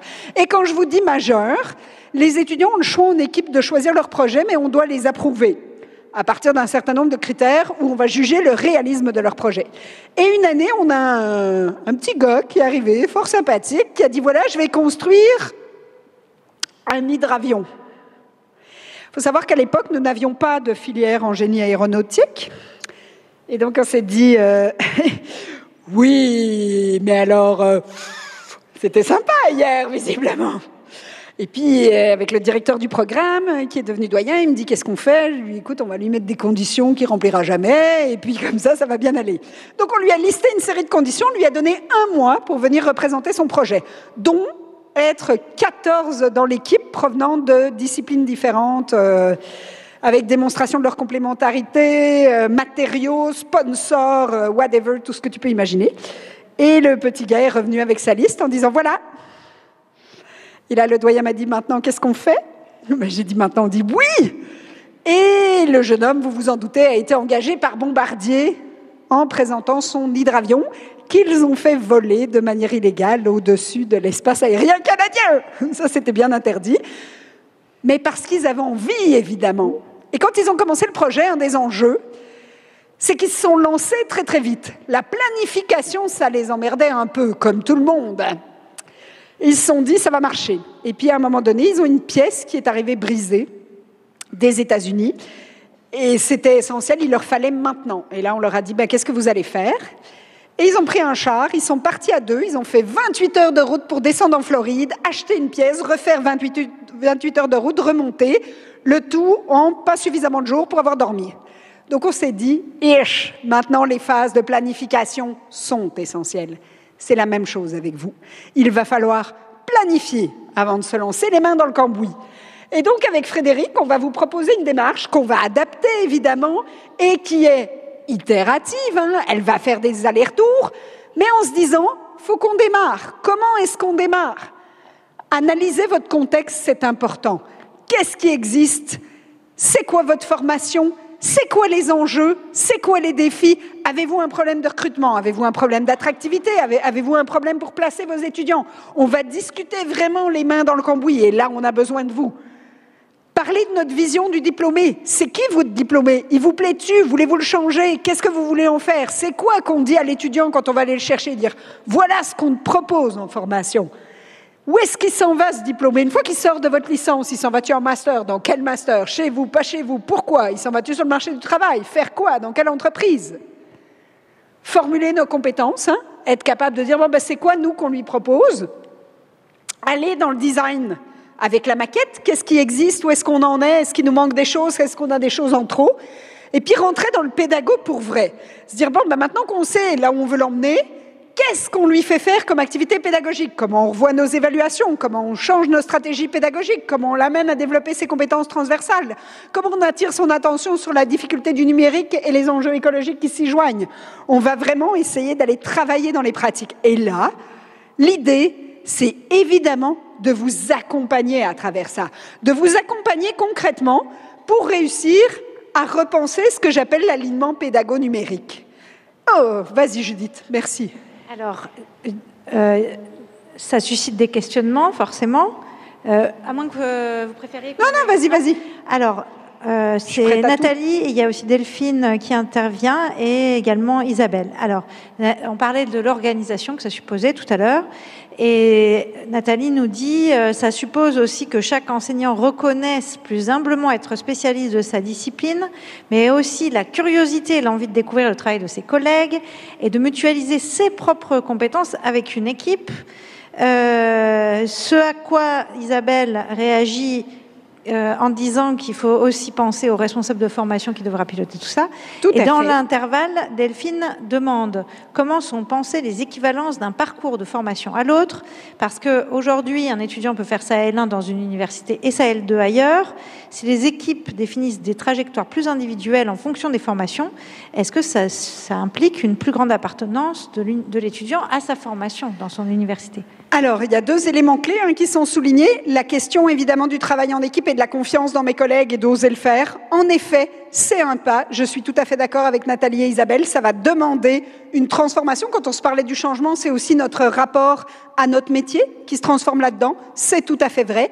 Et en ce qui concerne les équivalences, la question est intéressante parce que l'un des enjeux actuellement, notamment pour un étudiant français qui voudrait venir au Québec, c'est que comme il n'y a pas de syllabus obligatoire en France et que c'est obligatoire au Québec, quand l'étudiant arrive et qu'il a un titre de cours un peu nébuleux, la personne à l'administration va en général dire non, il n'a pas l'équivalence.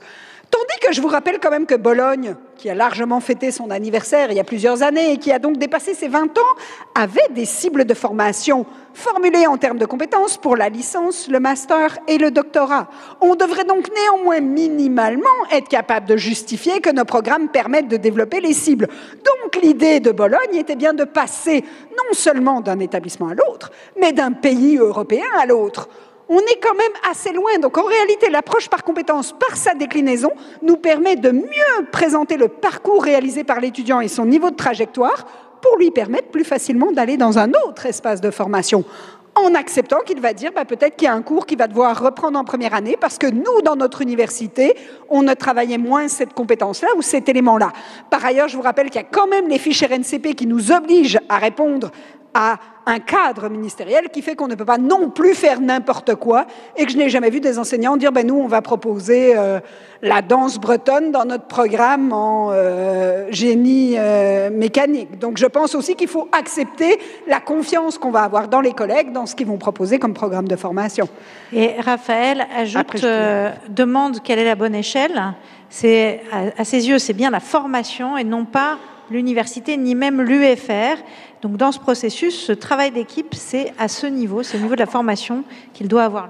Effectivement, ça va être un travail au niveau de la formation. Ça ne veut pas dire qu'on ne peut rien mutualiser. C'est-à-dire qu'on va parfois voir des programmes de formation qui ont quand même des éléments communs avec des collègues où on pourrait avoir la même formulation de compétences. Ça a même amené certaines équipes avec lesquelles j'ai travaillé à dire mais est-ce qu'on est réellement 2 programmes différents? Qu'est-ce qui nous différencie de manière claire quand on veut présenter aux étudiants? Donc ça peut être aussi l'occasion de bien spécifier ce qui nous appartient chacun comme programme. Tout à fait.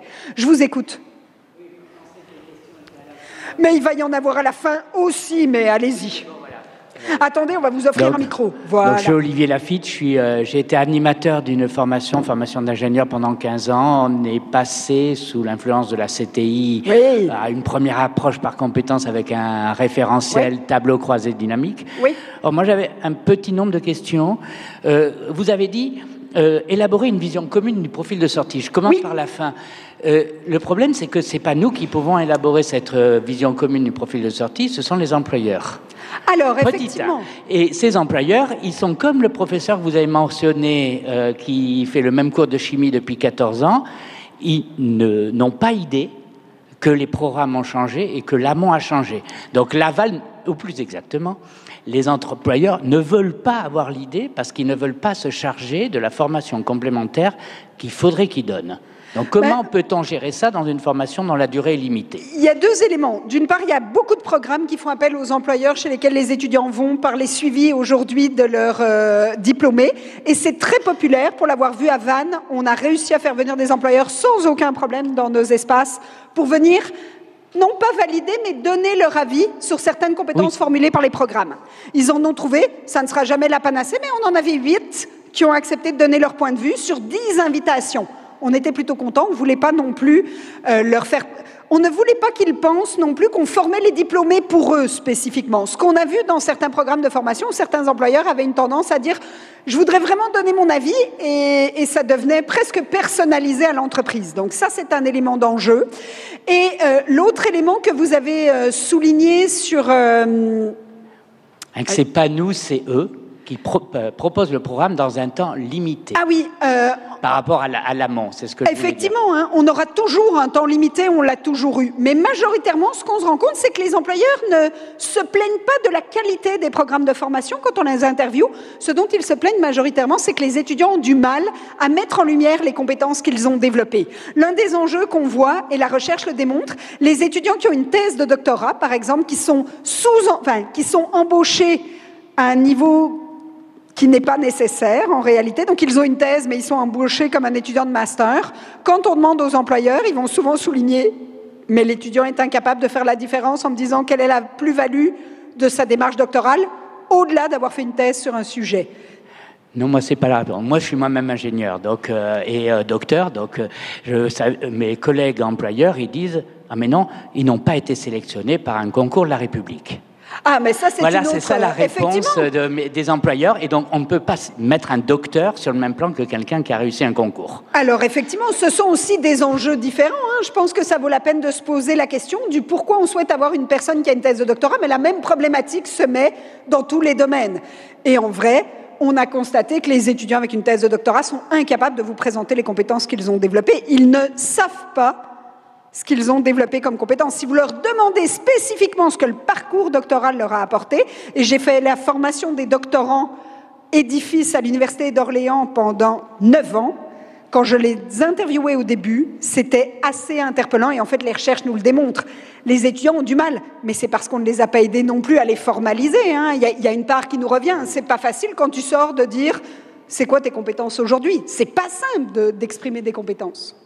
Oui, la deuxième chose, vous dites difficulté à transposer les connaissances apprises dans des situations professionnelles. Oui. D'habitude, ça, c'est la tâche qui est dévolue au futur éventuel employeur pendant le stage de fin d'études. Quand il y a un stage. Mais dans une formation d'ingénieur, oui, il est obligatoire qu'il y ait au moins 6 mois de stage. En fait, ce qui est facile avec la formation d'ingénieur, c'est que c'est l'une des formations les plus simples à passer en approche par compétences. Quand vous le regardez, dans le monde, c'est ceux où on a les moins de difficultés.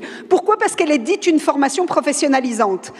On a le cas avec sciences infirmières, médecine, ergothérapie, sciences de l'ingénieur, parce qu'elles sont dans un cadre qui se définit. Alors qu'on va l'avoir en droit, c'est quand même moins facile parce que ce sont des disciplines historiquement moins faciles à faire bouger.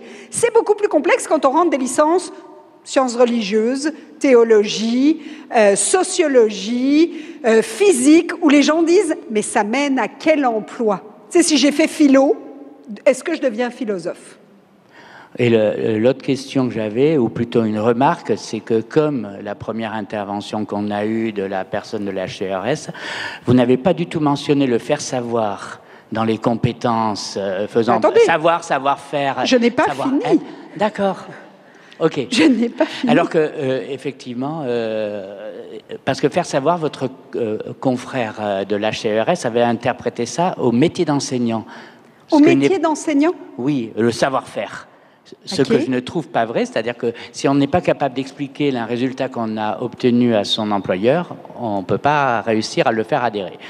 Tout à fait. En fait, quand on va se parler des activités pédagogiques, c'est l'un des enjeux clés. Quand je vous parlais de stratégie d'apprentissage tout à l'heure, l'une des stratégies, c'est effectivement d'être capable d'expliquer ce que l'on a compris d'un certain nombre d'éléments. Et ça, c'est une stratégie que les étudiants ont très peu vont mentionner très peu et mobilisent très peu. C'est-à-dire qu'ils ne voient pas nécessairement la pertinence alors que c'est un enjeu majeur.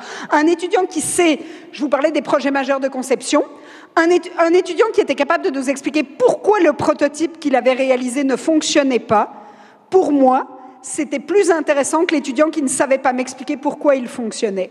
C'est-à-dire que si je lui disais « mais tu as choisi 8 mm d'aluminium, pourquoi 8 plutôt que 9 ou plutôt que 10 ?» Puis qu'il me disait bah, « on a essayé, ça a marché », pour moi, ça me pose un problème, parce que ça veut dire que là, en termes de stratégie qui mène à la réussite, il ne sait pas pourquoi, il n'est pas capable de justifier. Vous avez tout à fait raison, c'est un enjeu majeur au niveau des éléments stratégie d'apprentissage pour moi.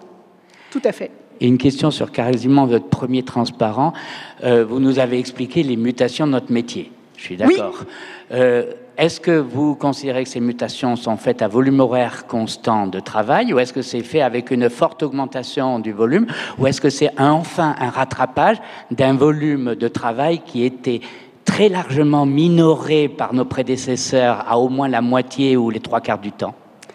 En fait, je crois que vous avez tout à fait raison. C'est l'une des problématiques de notre métier, c'est que notre horaire n'a pas beaucoup changé, mais les tâches qui y sont dévolues se sont largement multipliées. Et aujourd'hui, quand on fait un calcul de notre horaire, par exemple, moi, dans mon établissement, on compte 40% de mon temps enseignement, 40% de mon temps recherche et 20% autres. Mon syndicat va vous dire c'est 40-40-40 en réalité. On est systématiquement en surcharge horaire. Et ça pose des vrais enjeux, parce que ça pose aussi des enjeux par rapport à la manière dont on recrute aujourd'hui nos collègues. On commence à avoir des gens qui n'ont pas nécessairement envie de devenir prof d'université, et je les comprends. Ou comment on arbitre la partie de notre temps incompressible de pensée sur les différentes tâches? Alors, là, l'enjeu est majeur, parce qu'en fait, c'est le problème de notre autonomie professionnelle. C'est fabuleux d'être autonome, mais c'est comme être un chef d'entreprise. Et donc, quand tu es autonome dans ton emploi, on ne rend pas beaucoup de compte, parce qu'on va quand même se le dire franchement, si vous avez le goût de glandouiller le 40% de votre recherche, on rend nos 192 heures d'enseignement. Et je peux vous citer des collègues nommément qui ne font pas leurs 192 heures et qui les font faire par leurs étudiants, hein, sans problème, dans des établissements français de grande renommée. Ah, en fait, non, ils disent à leurs étudiants tu vas y aller, et l'étudiante qui se dit je suis dans tel établissement, j'espère une place dans ce labo, dit bien sûr je vais y aller. Et ça s'est passé dans plein de milieux, mais je crois que nous sommes tous en surtâche. En fait, je crois que majoritairement nos collègues et nous sommes noyés par rapport aux injonctions, aux demandes, aux attentes. Et là, c'est un enjeu sociologique. Effectivement, notre profession s'est transformée et on a des jeunes collègues qui arrivent et qui se disent « My God, si j'avais su que c'était ça avant même de commencer, j'irais pas. » Moi, j'ai des étudiants qui ont terminé leur thèse et qui m'ont dit « Jamais je vais être prof d'université. Vous n'êtes pas dans un équilibre de vie. Regardez le taux de mortalité chez nos collègues, regardez les congés maladie longue durée, regardez le nombre de divorces et de séparations. Ne soyons pas non plus... Ah non, tout va bien dans notre monde. On n'est pas un métier facile, hein. On a un métier très, très éclaté. Et c'est la difficulté où on se retrouve pris dans des injonctions avec des obligations et en même temps beaucoup de liberté. C'est une véritable tension dans notre métier. Cette tension entre liberté et obligation, où on a toujours un peu l'impression d'être pris dans un espace. Et c'est vrai que peu de collègues font un 9 à 5 de manière classique en disant « oui, je rentre chez moi ». On voit néanmoins une transformation de notre métier, et ce n'est pas nécessairement une mauvaise chose, comme on l'a vu dans certaines professions du type des médecins, où on voit vraiment un rapport au métier qui se transforme par rapport à avant. Et moi, je vous dirais que je fais vraiment beaucoup de milieux où il y a donc des jeunes collègues. Hein. Je sens une transformation de leur état d'esprit sur « je ne suis pas corvéable à comment est-ce qu'on dit ? Ah, merci, exactement. Donc, il y a une transformation et je la trouve plutôt positive. Moi, je souligne ces jeunes collègues qui me disent « le samedi, je ne réponds pas à mes courriels. Mon téléphone ne comporte pas mes courriels de job. » Je pense que c'est tout à fait un choix qui peut être sain d'esprit quand on voit certains d'entre nous. Alors, dans cette logique, n'oublions pas les outils numériques. On se parlait des systèmes d'information tout à l'heure. C'est quand même un enjeu. Quelles plateformes, quels outils institutionnels, comment on les mobilise pour que ce ne soit pas une surcharge, mais qu'ils soient au service de notre démarche. L'autre élément, évidemment, dans notre démarche, quand on a repensé notre design, arrivé au bout de la ligne, c'est à quoi elle ressemble, notre offre de formation. C'est comment on le présente aux étudiants. Comment on les amène à ce qu'ils comprennent l'offre de formation, la lisibilité de l'offre qu'on leur propose. Vous savez, une de nos problématiques quand même, c'est que des fois, on se parle entre nous, par nous, pour nous. On utilise un vocabulaire qu'on comprend. Le mieux, c'est quand tu viens de l'étranger et qu'on utilise des mots que tu te dis « qu'est-ce que c'est que cet acronyme ?» Il y a la moitié des mots, moi, qu'il m'a fallu apprendre en me disant « Mais c'est quoi ça? Un but, un DUT, l'HCRS, la CPU, la MIPNES ?» J'étais comme « Oui, moi aussi je peux utiliser des mots que je ne comprends pas. » Imaginez pour un étudiant, quand on lui parle et qu'on lui présente notre programme, quand parfois, je ne sais pas si certains parmi vous ont regardé Parcoursup à un moment ou à un autre, mais des fois quand tu lis l'offre de formation, tu te demandes si c'était le concours du mot qu'on ne comprenait pas. Il y a des programmes, j'ai fait l'exercice avec des collègues, il y a un programme où j'ai compris une UE sur les 13 proposés. Pourtant, je considère quand même que j'en ai vu pas mal.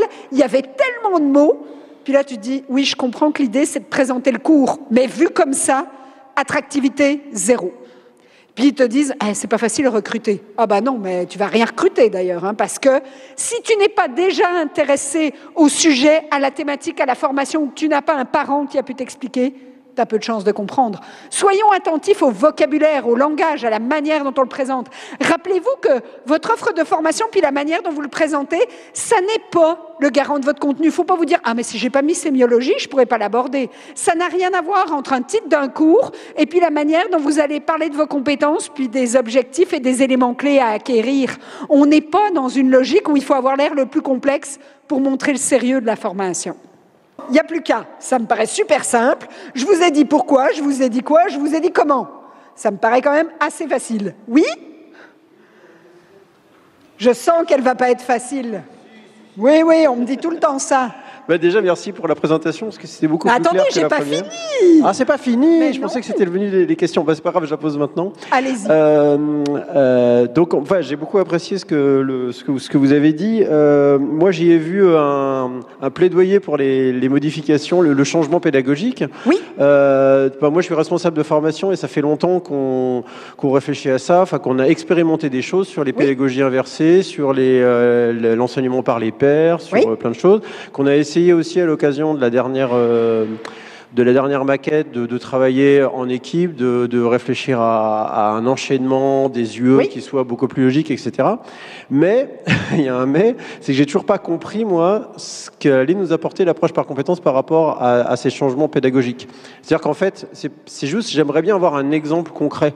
Parce que là, par exemple, sur ce que vous venez de dire, comment est-ce qu'une approche de compétences va être plus lisible? Vous disiez ça va être plus. Je comprends que si j'appelle un cours électromagnétisme, peut-être que les gens vont pas comprendre. Les étudiants vont pas comprendre. Mais les approches du UE, elles sont faites aussi pour être comprises par les gens qui vont recruter nos étudiants après. Et moi, quand je recrute des étudiants qui veulent venir dans ma formation, je regarde les UE qu'ils ont faites. Et si je vois qu'ils ont 14 en analyse, 15 en mécanique, ça me parle complètement. Je sais parfaitement ce qu'ils ont pu faire dans une UE qui s'appelle mécanique au niveau L1. Par contre, si la compétence elle a un nom un peu vaseux, si c'est un truc qui prend 2 lignes avec... si je ne sais pas en fait ce que ça peut être concrètement qu'une compétence, mais j'ai peur que ça soit moins clair qu'un 14 sur 20 en mécanique en L1. Vous voyez ce que je veux dire? Oui, mais là, vous me lancez sur un point qui est la notation. Et là, c'est pas 2 heures, c'est 5 heures de débat parce que je ne crois pas à la notation, en tout cas pas telle qu'elle est réalisée. Parce qu'en vrai, 14 ne veut rien dire. Il ne vaut pour vous qu'un élément. Au Québec, 14 serait une mauvaise note. On ne recruterait pas un étudiant qui a 14. Vous comprenez que c'est en dessous de ce qu'on attend en maîtrise. Jamais. Ça, je suis d'accord. Enfin, là, vous soulignez un point qui est important, c'est que nous, on recrute des étudiants par Campus France qui viennent du monde entier, et on a un gros problème pour aligner notre système de notation où on sait à peu près ce que ça veut dire un 14 dans une université. Un 14 au Québec, je ne sais pas ce que ça vaut, et un 14 en Algérie, je ne sais pas ce que ça vaut non plus. Vous avez raison, ça nous crée des tableaux de conversion qui sont en général très au désavantage de l'étudiant. Mais par contre, si on me dit la compétence savoir résoudre un problème de mathématiques a été validée ou pas validé, ça m'avance encore moins. Hein. Alors en fait, c'est parce que vous imaginez que la compétence élimine le reste. Si vous regardez... c'est parce qu'il s'est planté? Apparemment, ils ont plus... eux, ils ont plus... nous non plus. Tout va bien. C'est revenu? Ah oui, ça recule, ça avance. En fait, la compétence qu'elle fait, c'est qu'elle fait Un élément, par exemple, comme vous l'avez vu, traiter un patient présentant un trouble logopédique. Ça, c'est la compétence. On l'a vu en logopédie. À l'intérieur de ça, elle a un certain nombre de caractéristiques qui est en mobilisant, en ayant blablabla, en je me souviens pas les 3 par cœur. Et puis après, ils vont avoir les apprentissages critiques qui vont en fait être reliés aux yeux, aux fameuses ressources dont vous parlez. Donc ils vont dire quel cours participe à cette compétence-là. Ils vont avoir une note potentiellement par cours. Dans certains systèmes, ils ont enlevé la note par UE pour ne plus avoir que la note par compétence. Ça, c'est dans certains établissements d'aller jusqu'au bout de ça. Le problème, c'est que les collègues dans les programmes de formation trouvent que les vocables des UE ne sont pas nécessairement suffisamment définis pour arriver à comprendre qu'est-ce que l'étudiant a fait réellement. Ce que la compétence veut, c'est nommer de manière un peu plus explicite les savoirs, savoir-faire, savoir-être, savoir-devenir et faire savoir qu'on pourra avoir dedans dans l'élément de compétence. Mais ça ne retire pas potentiellement en arrière quel UE a participé à la compétence. Dans beaucoup de programmes, on va avoir le croisement entre ces fameuses UE et à quelle compétence elles participent. Donc vous pourriez repérer votre 14 en disant mécanique, c'est un point clé pour nous. On considère qu'il y a des connaissances antérieures essentielles et donc privilégier aussi certaines compétences que vous voudriez que l'étudiant développe. Est-ce que vous auriez un exemple à nous fournir? Parce que moi, depuis le début, ça me manque vraiment d'avoir un exemple concret d'une maquette par compétence. Enfin, j'arrive pas à me représenter à quoi ça peut ressembler. J'en ai, je pourrais vous les montrer, mais j'ai essayé de la mettre. C'était vraiment trop petit parce que les cases sont très découpées. Par exemple, celle en logo, ils en ont, mais c'est très compliqué à lire. En école d'ingé, je pense qu'effectivement, ça va être facile. Mais pour une formation qui est non professionnalisante comme la nôtre, licence SPI, Sciences pour l'ingénieur. Malgré ce que peut nous dire l'HCERS, nous, on est quand même une formation non professionnalisante. Et ça, c'est assez intéressant aussi, cette discussion sur qui est professionnalisant ou pas. Voilà. Et donc, c'est pas évident, sachant que voilà, il faut qu'on ait une maquette qui soit lisible par les étudiants, mais aussi par les gens qui vont recruter nos étudiants. Tout à fait. Donc, vous allez voir, je pourrais vous le montrer sur certains croisements. J'en ai un aussi à Lille. Ah, bah là, il est reparti au début au complet. Tout va bien. Alors, juste peut-être une remarque. On est en train de collecter dans un espace numérique un cours Moodle des éléments pour vous aider à mettre en place l'approche par compétences, mais surtout des modèles. Et donc, en fonction de vos demandes, on peut vous partager des modèles de maquettes en filière sociale, sciences sociales ou sciences exactes. Donc, on le fera. Christelle, je peux juste parler pour répondre à votre question. Peut-être aussi de comprendre la compétence quand on vient d'un autre établissement, c'est la trace de ce qui s'est fait, et notamment via les portfolios. Oui. Alors, qu'est-ce que c'est un portfolio? Ça sera la conférence numéro 4? Oui, numéro 3. Effectivement, on ira sur l'évaluation en numéro 4. L'idée dans cette approche par compétence, c'est justement d'essayer de ramener cette réalité professionnelle à dire, ce serait quoi comment on pourrait présenter à nos étudiants, non pas en éliminant nos disciplines, mais en étant capable de montrer comment elles participent finalement à l'exercice, que ce soit d'aller dans un master, que ce soit d'aller s'inscrire dans une profession, voir c'est quoi les éléments clés qu'on peut y aller. Et ça veut dire que par contre, pour nous, comme enseignants, puis je pense que là, il y a un enjeu, c'est que finalement, ce qu'on vous propose, c'est de vivre la démarche, mais aussi d'avoir l'occasion de vivre votre développement professionnel. Puis je voulais vous partager ce que j'avais mis derrière développement professionnel, qui, pour moi, est vraiment cette idée que c'est un processus graduel, finalement, qui va vous permettre d'acquérir un certain nombre d'éléments de compétences, vous aussi, parce que je crois que c'est important d'accompagner nos collègues et de voir comment on peut se sentir mieux dans notre métier. Parce que je crois qu'aujourd'hui, on vit un peu un hiatus et on le sent parfois entre les employeurs, comme ça a été dit, les étudiants, les autres établissements, les collègues. Et je pense que cette idée d'approche par compétence, c'est aussi l'occasion pour nous, finalement, de se remobiliser autour d'une démarche qui pourrait faire du sens. Puis vous pourriez me dire, ouais, mais avec un peu de bol, la HCERS va s'en débarrasser prochainement. Moi, je ne parierai pas là-dessus. Pour tout vous dire, j'avais parié qu'on aurait la formation des nouveaux maîtres de conf en 2011. Je n'ai mis que 7 ans à convaincre des gens qu'on allait l'avoir. Moi, je ne parierai pas qu'on va éliminer l'approche par compétence. Je pense que c'est un levier dont on doit se saisir aujourd'hui pour la donner notre couleur. T'sais, ne faites pas nécessairement ce que les autres ont fait. Et parfois, on a envie de se dire hey, on va prendre le référentiel d'un autre, puis on va le faire. Mais ce n'est pas nécessairement la stratégie. On peut s'inspirer, mais rappelez-vous, vous êtes les personnes qui connaissez le mieux vos formations, votre établissement, vos étudiants, votre milieu. Puis ça, il n'y a personne qui peut détenir ça. Merci beaucoup.